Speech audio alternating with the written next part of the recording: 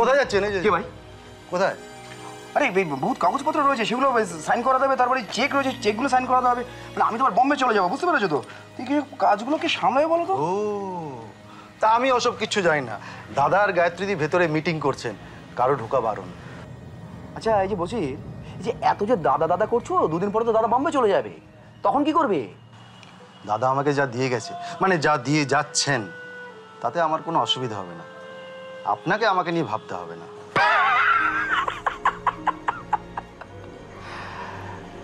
কিন্তু বসির যদি চিন্তার কারণ হয়,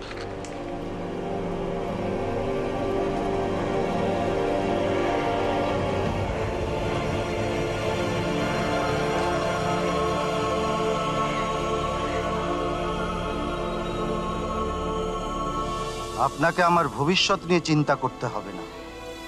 চিরকাল সৎ পথে থেকেছি আর তাই থাকবো। খেটে খাই তাই খাবো। আপনি আপনারটা বুঝে নিন, শয়তান। সেটা তো আমার ব্যক্তিগত ব্যাপার, আমি তোমায় অন্য কথা বলতে এসেছিলাম। আমি জানি যে আমার অন্যান্য নায়িকাদের মতন তোর আমার কাছ থেকে কিচ্ছু চাওয়ার নেই। এমনকি আমার চারিপাশে যারা 24 ঘন্টা থাকে তারা আমার কাছ থেকে যা চায় তুই আমার কাছ থেকে তাও চাস না। কিন্তু তাও এই মানুষটা, আমি মহানায়ক অরুণ কুমার, যখন বিপদে পড়ি, যখন কনফিউজড হয়ে যাই, যখন আমার কোনো সাজেশনের দরকার হয়, তখন আমি একটা মানুষের কাছেই যাই। গায়ত্রী, সেটা হচ্ছিস তুই, এবং তুই সেটা খুব ভালো করে জানিস। আমি কেন চাই? কারণটা হচ্ছে তোর নিঃস্বার্থ ভালোবাসা। বল না, বল না, তোর কি আমার থেকে কিচ্ছু চাওয়ার নেই?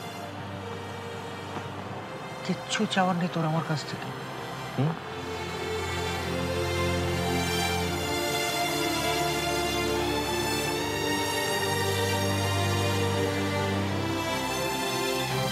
ভালো থেকো অরুণদা, খুব ভালো থেকো।